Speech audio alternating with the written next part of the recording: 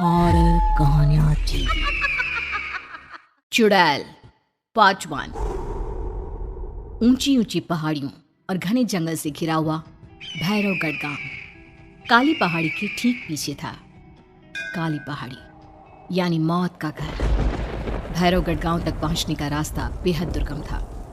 लगभग 24 घंटे घनी तूफान तेज हवाओं की वजह से वहां के वीराने माहौल की कहानियां लोगों के दिलों को दहला देती थी। ऐसे बहुत कम लोग थे जो भैरवगढ़ गांव तक जाने की हिम्मत करते थे। लोगों का कहना था कि इस गांव के आसपास बुरी आत्माओं का साया मंडराता है। गांव के रहने वाले लोगों ने वैसे तो अपनी आंखों से किसी बुरी आत्मा या साये को नहीं देखा था, लेकिन गांव का बच्चा बच्चा इस बात को महसूस कर सकता था कि गांव के ऊपर कोई तो खौफनाक साया मंडरा रहा है। और उसकी वजह ये थी कि उस गांव में जैसे ही कोई लड़का 18 साल का होता, उसके 18वें जन्मदिन की रात ठीक 12 बजे अकस्मात उसकी मौत हो जाती। हर बार ये मौतें बड़े ही रहस्यमयी ढंग से होती, और इस बार सरपंच सुमेर के बेटे को 18 साल होने में अब बस 15 दिन बाकी थे। अजी सुनते हैं, हमारा बेटा भी कुछ दिन बाद 18 साल का हो जाएगा। कहीं वो डायन उसे भी खा गई तो? कैसी बातें कर रही हो? जब वो इस गांव में ही नहीं है तो कोई भी डायन या बुरा साया उसका कैसे कुछ बिगाड़ सकता है? उसे कुछ नहीं होगा। हाँ जानती हूँ, आपने उसे पढ़ाई के बहाने इस गांव से बाहर निकाल शहर भेज दिया है, लेकिन ये भी तो सच है ना कि वो बार बार यहाँ आने की जिद करता रहता है। वो चाहे कितनी भी जिद कर ले जानकी, पर मैं उसे इस गांव में कभी वापस नहीं आने दूंगा। मैं नहीं चाहता कि गांव के दूसरे लड़कों की तरह मेरे बेटे की भी अजीबोगरीब ढंग से मौत हो जाए। कभी कभी तो लगता है कि हम सब गांव वालों को हिम्मत करके अपने गांव छुड़वा लेना चाहिए। लेकिन कौन जानता है आखिर वो खतरनाक साया किसका है? वो काली आत्मा कौन है जो रातों रात हमारे गांव के लड़कों को निगल जाती है?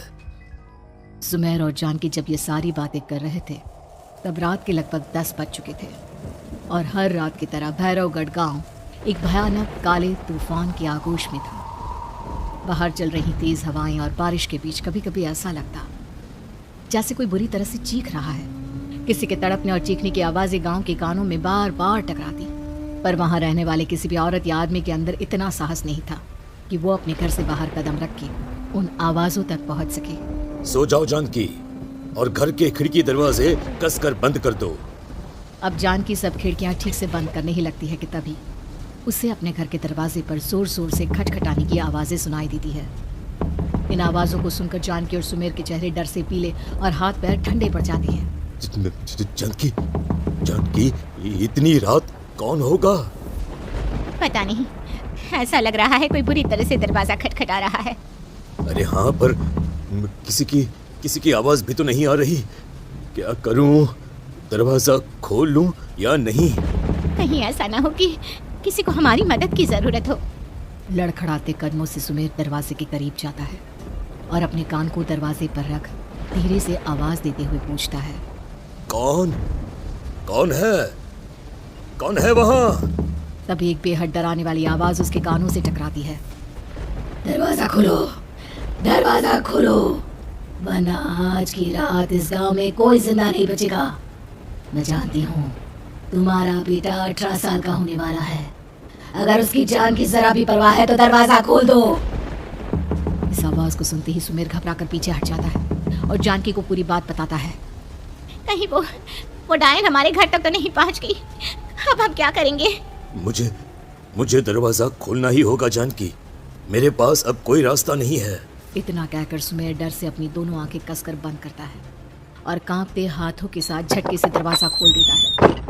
तभी किसी की जोर से हंसने की आवाज सुमेर और जानकी को सुनाई देती है। उस आवाज़ की तरफ देखते हैं और सामने अपने बेटे राहुल को खड़ा देख दंग रह जाते हैं। राहुल के हाथ में उसका मोबाइल होता है जिसमें से वो आवाज बज रही थी। ये क्या मजाक है? और तू यहाँ, तुझे मना किया था ना गांव में आने को, समझ में नहीं आता क्या? 18 साल का होने वाला है तू। माँ, आप लोग भी पता नहीं किन अंधविश्वास भरी बातों पर भरोसा करते हैं। क्या मैं अपने घर नहीं आ सकता? आप लोगों से नहीं मिल सकता? देख बेटा, हमने तुझे किसी वजह से ही इस गांव से दूर रखा था, और यहाँ आकर तूने अच्छा नहीं किया। चल, मैं तुझे अभी के अभी वापस शहर छोड़कर आता हूँ। ओफो पापा, आप बेकार की बातों से परेशान हो रहे हैं। बाहर इतना तेज अंधड़ तूफान चल रहा है, कहीं जाने की जरूरत नहीं है। मैं बस आप लोगों से मिलने आया हूँ, कुछ दिन रहकर चला जाऊंगा। दिमाग खराब हो गया है इस लड़के का, नहीं जानता कि इस गांव में ये सुरक्षित नहीं है। किसने कहा था तुझे यहाँ आने को? ये आवाजें सुन, बाहर से जो आवाजें आ रही है तुझे सुनाई नहीं देती क्या? अरे माँ, जब जोर से तूफान चलता है, तेज हवाएं चलती हैं, तो इसी तरह की आवाजें आती हैं। ये बहुत नॉर्मल है माँ। नॉर्मल होगी तेरे लिए बेटा, 4 दिन शहर में पढ़कर आया है तो अपने माँ बाप की बात नहीं मान सकता।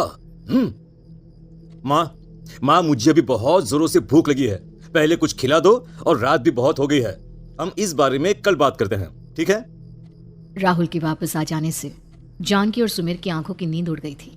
खाना खाने के बाद राहुल तो अपने बिस्तर पर जाकर सो गया, लेकिन जानकी और सुमेर पूरी रात उसके कमरे के बाहर पहरेदारी करते रहे। उन्हें पल पल इसी बात का डर था कि कहीं उनके बेटे को कुछ हो ना जाए। रात बीतती है, सुबह का सूरज निकलता है।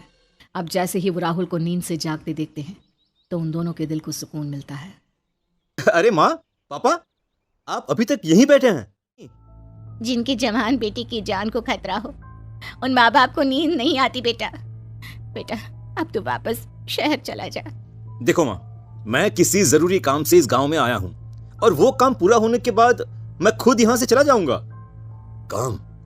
गांव में तेरा क्या काम है? पापा, मैं बचपन से ही इस गांव के बारे में बेहद डरावने किस्से सुनते आया हूँ, इसीलिए अब मैं उन्हीं किस्सों के ऊपर डॉक्यूमेंट्री फिल्म बनाऊंगा। रिसर्च करना चाहता हूँ कि आखिर सच्चाई है क्या। हे भगवान, लो जी, सुन लिया, और भेजो इसे पढ़ने के लिए शहर। मैंने आपसे पहले ही कहा था, मेरी बहन के पास दूसरे गांव भेज दो। ना ये शहर जाता और ना उल जुलूल की बात इसके दिमाग में आती।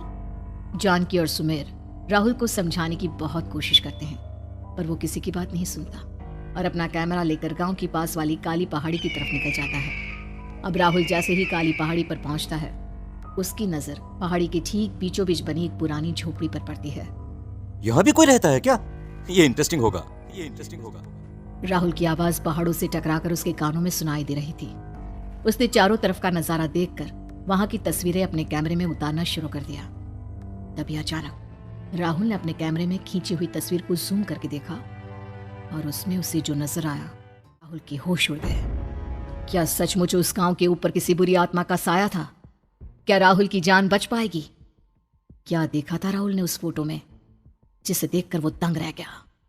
इन सवालों के जवाब जानने के लिए देखिए इस कहानी का अगला भाग।